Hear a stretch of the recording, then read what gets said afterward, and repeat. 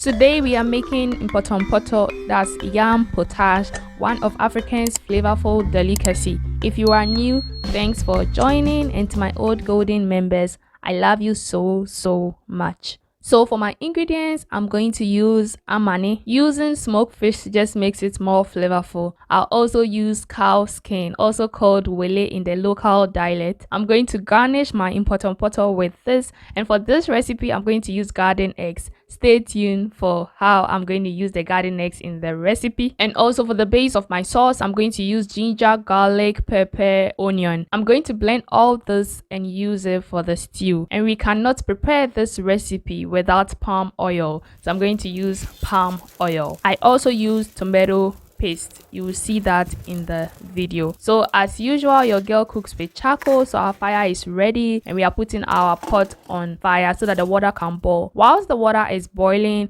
we blend our ingredients, because in Ghana you can get light out at any given time, so we want to prevent that issue from happening to us, so we blend it down. After blending the ingredients, we work on our yam and cocoyam. Mixing the two elevates the flavor of the Mpotompoto. So after peeling, I basically wash it well and then dice it up.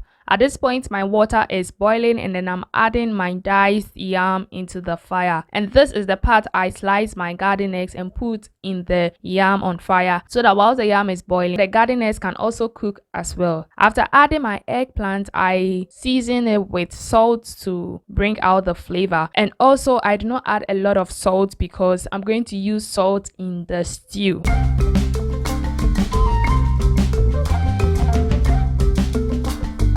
So after a while, the yam and the eggplant has boiled beautifully, and I am removing the eggplant from fire because we are going to blend the eggplant with the tomato, pepper, ginger, garlic. I've already blended that one, but I'm going to put this inside and continue to blend it because the light is still available. And the reason why I do this is to make my Mpotompoto sauce very creamy. So I now remove my yam from fire and proceed to work on my base. For my base, I put oil on fire, and then the blended ingredients, the garden eggs, is inside as well. So I just put it in the oil and then allow it and give it some time for it to fry beautifully. After stirring, I rinse the bowl into the sauce and then add my tomato paste.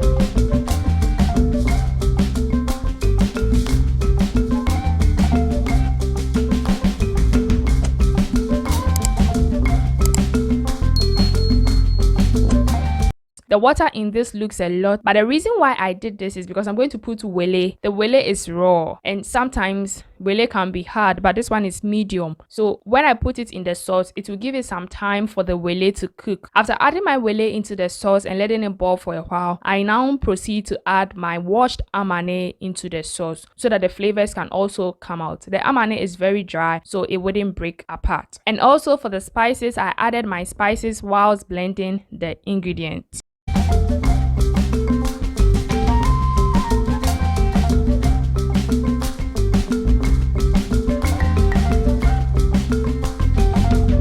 So after a while, our stew is ready and we are placing the yam back on fire. As you can see, there is a lot of water in the yam and the water doesn't look thickened. The reason why I did that is because I want to add the sauce. And after adding the sauce, I leave it on fire for it to cook with the sauce so that when it becomes thick, it will have more flavor rather than letting the yam thicken before adding the sauce. When I do that and I put it on fire, immediately it starts to boil, it starts to burn. And I don't really like that because I'm using charcoal. And when it starts burning early, it just brings some smokiness in my Mpotompoto. So I make sure the water in the yam doesn't dry up before I add my sauce. So at this point, I've added my sauce, give it a stir, and then allow it to now boil. So whilst it's boiling on fire, it will thicken with the yam, and the yam will also become extremely soft. And bear in mind, as I'm doing this, I'm giving it a quick stir because it still can burn even though there's liquid. So after a long while, our Mpotompoto is ready, and this is what I was trying to tell you guys. It is thick, but it isn't too dry. I don't want dry Mpotompoto. I love the sauce around the yam. I told myself this year I'll be eating a lot of vegetables, so whatever I do, I try to put vegetables. I try, yeah, not every day. So I am garnishing my Mpotompoto with some onion, bell peppers, and then spring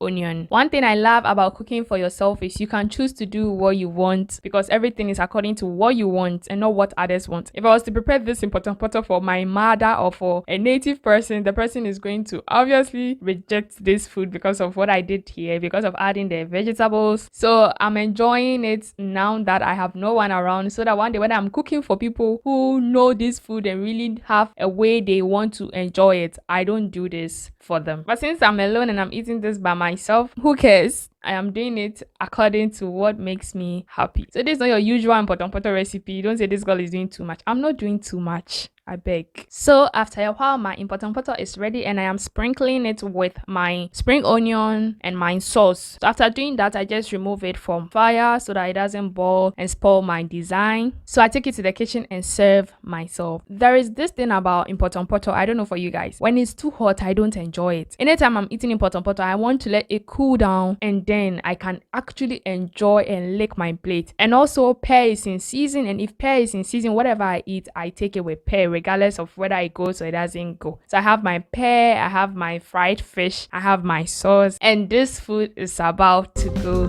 down. Thank you guys for watching till this point of the video. I love you. Remember not to depend on your own understanding. Trust in the Lord always, for He's going to show you the path to take. Don't forget to hit the like button, subscribe for more videos like this, and until next time, stay blessed.